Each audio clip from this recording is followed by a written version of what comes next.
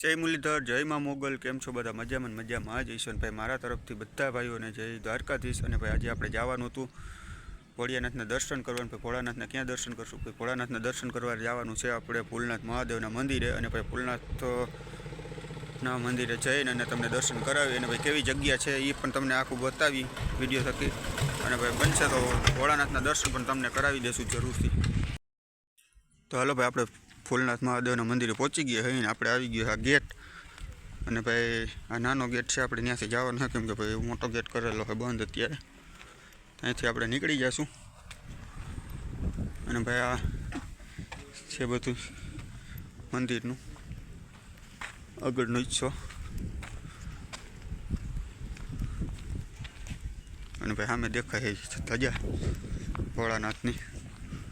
ચાલો ભાઈ ત્યાં દર્શન કરી ભોળાનાથના ને પછી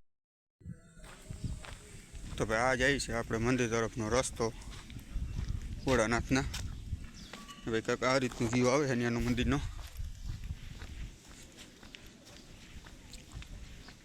ભાઈ લોકેશન તો ખરેખર એક નંબર છે. અહીંયા નદીના કાંઠે જ છે. અને આ રાખેલી છે સીટિંગ છે ને.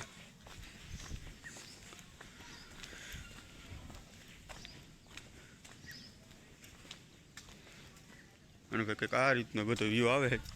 અને આંબો પણ જબરજસ્ત છે અહીંયા. તો હાલો ભાઈ આપણે પહેલાં બૂટ ચંપલ ઉતારી લઈને પછી આપણે જઈએ.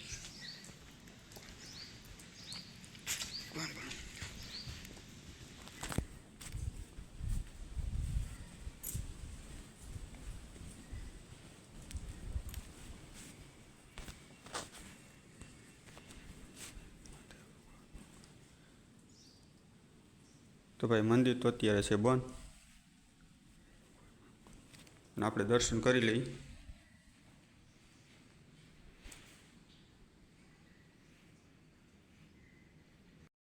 બારે 12 જ્યોતિર્લિંગના આખું છે કે ભાઈ એટલે જ્યોતિર્લિંગ છે ભાઈ. 12 જ્યોતિર્લિંગ છે. એમાંથી મહાકાળેશ્વર, મમેશ્વર, પછી ભીમરાશંકર,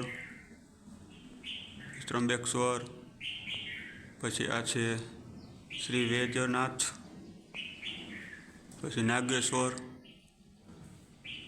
પછી વિશ્વનાથ અને કેદારનાથ, ધુણેશ્વર અને સોમનાથ અને વલ્લિકા અર્જુન, મહાકાલેશ્વર. તો ભાઈ આ 12 જ્યોતિર્લિંગ છે. તો ભાઈ આ છે કંઈ ભોળનાથનું મંદિરનો બધો નજારો આવી રીતનું દેખાય છે. અને આપણે આવી ગયા છીએ હવે મંગલનાથ ગુરુજીના પણ દર્શન કરાવી દો.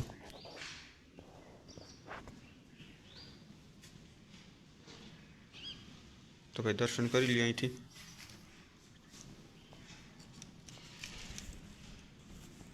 અને ભાઈ હવે આપણે જઈએ છીએ સીધા આગળ જોવા કે ભાઈ કીના ભગવાનના મંદિર છે અને હું છે બધું અહીંયા.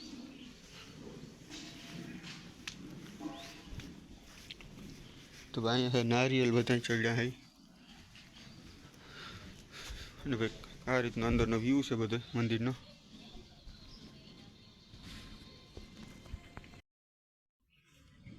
અને ભાઈ આ છે બહારના ઓલા કુંડ.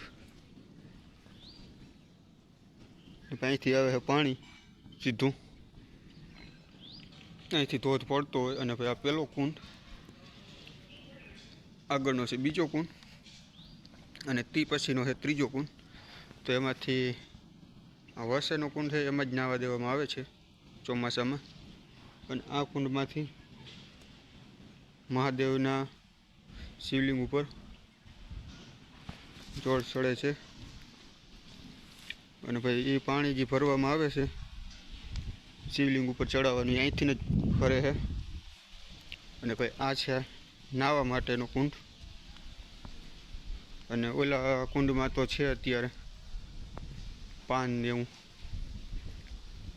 ઝાડવાન. તો ભાઈ કંઈક આ રીતનું છે બધું. અને આ છેટેથી આવે છે નજારો ભોળનાથ મહાદેવ મંદિરનો. અને ભાઈ એક નંબર છે અહીંયા મંદિર. અને ભાઈ તમને આનો ઇતિહાસ જોરદાર છે ને ભાઈ. એક મંદિરનો ઇતિહાસ નથી, આ બે મંદિરનો ઇતિહાસ ભેગો છે અહીંયા. એક અહીંનું છે અને એક ભોળેશ્વરનો છે. તો ભાઈ તમને આખો બતાવી દઉં. અને ભાઈ અહીંયા પ્રસાદી પણ ચાલુ જ હોય છે 24 કલાક, ગમે ત્યારે આવો તમને. અને ભાઈ કંઈક આ રીતનો વ્યૂ આવે છે મંદિરનો. આ છે કુંડ બીજા નંબરનો, અને આ છે ત્રીજા નંબરનો કુંડ. અને ભાઈ જોરદાર લોકેશન છે અહીંયા. તો ભાઈ આપણે તમને જણાવીએ કે ભાઈ આપણે મહાદેવના મંદિરે હતા ને દર્શન કર્યા, અને ભાઈ આપણે તમને એનું આખું રહસ્ય બતાવ્યું કે એક મંદિરનું નથી, અહીંયા બે મંદિર ભેગા બનેલા છે. કેમ કે ભાઈ એક મંદિર અહીંયા છે અને એક મંદિર છે લાલપર તાલુકામાં ભોળેશ્વર મંદિર. અને ભાઈ ભોળેશ્વર મંદિર અને ભાઈ આ ફૂલનાથનું મંદિર કેવી રીતે બન્યું તમને બતાવું કે ભાઈ ફૂલનાથ પહેલાં મંદિર બન્યું.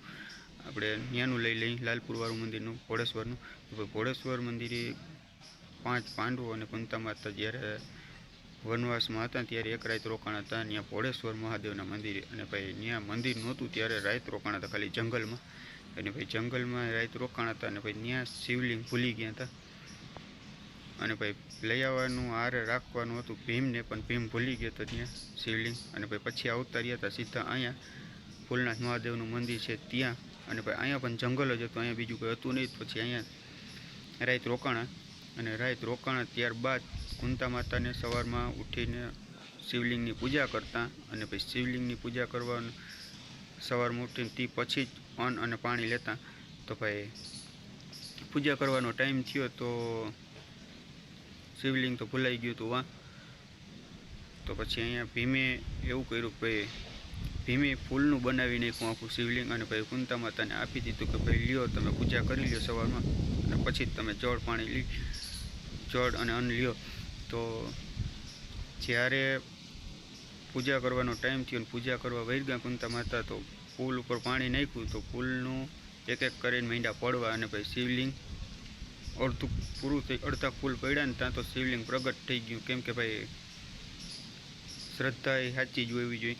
તો ભાઈ શિવલિંગમાં ફૂલ એક એક માંડ્યા પડવા તો શિવલિંગ એમાંથી પ્રગટ થયું. અને પ્રગટ થયા પછી કુંતા માતાને એવું કુંતા માતાએ ભીમને બોલાવ્યા. અને ભાઈ ભીમને કીધું કે ભાઈ આ શું છે. તો ભાઈ ભીમે કીધું કે ભાઈ કુંતા માતા જે હતું એ વાં ભૂલાઈ ગયું હતું અને તમારે જે સજા દેવી એ દઈ દો.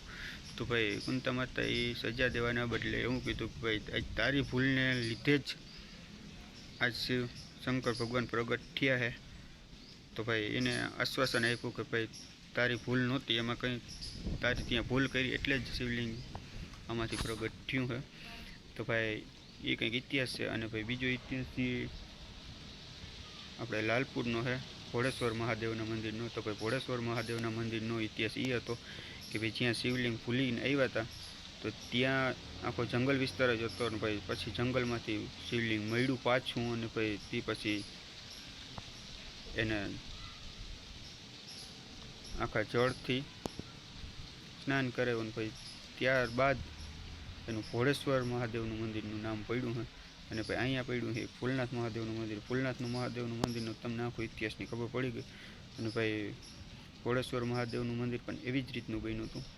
તો ચાલો ભાઈ એનો આખો ઇતિહાસ અને બાકીનું તમારે કોઈ વધારે ડિટેલ જોતી હોય તો ભાઈ સર્ચ મારી લેજો. અને ભાઈ અહીંયા કાયમી ભોજનાલય ચાલુ હોય છે, ગમે ત્યારે આવો 12 કલાકમાં ચા પાણી જમવાનું અહીંયા ચાલુ જ હોય છે. તો ચાલો ભાઈ. અને ભાઈ જગ્યા એક નંબર છે અહીંયા. અને ભાઈ જગ્યા આવેલી છે જામનગરથી 50 કિલોમીટરના અંતરે, સમાણાની બાજુમાં, જામજોધપુર સમાણાની બાજુમાં જ આવેલું છે. તો સર્ચ મારી લેજો ગૂગલમાં. બાકીનું ચાલો જય મહાદેવ. અને ભાઈ આપણો ઇતિહાસ એટલો પૂરો કરી છે એનો. અને ભાઈ હવે આગળ જોઈએ આપણે કઈ જગ્યા ઉપર જઈશું. ભાઈ આગળનો પણ તમને વિડીયો બતાવશું, પણ શેર સબસ્ક્રાઈબ કરી લેજો અને આવા નવા વિડીયો જોવા માટે. તો ચાલો ભાઈ જય મહાદેવ ને જય મુરલીધર અને જય મા મોગલ. હાલો ભાઈ આપણે દર્શન કરી લીધા અહીંયા વ્યવસ્થિત. અને ભાઈ હવે આપણે જવાનું છે સીધું પાછું આપણે કામે, જે કામે આવ્યા હતા ત્યાં. ભાઈનું તો બધું થઈ ગયું કામ. તો હાલો ભાઈ હવે નીકળી જઈએ પાછા. અને હવે આગળ જોઈએ આપણે કે ભાઈ પાછું ક્યાંનો વિડીયો આપણે લઈને આવીએ છીએ કે ભાઈ સારી જગ્યાનો જ આવશે 100% કેમ કે ભાઈ કન્ફર્મ થઈ ગયું છે આપણે પાછા વિડીયોનું કે ભાઈ આપણે કઈ જગ્યા ઉપર જવાનું હોય દર્શન કરવા અને આજુ બેસ્ટમાં બેસ્ટ આવશે વિડીયો.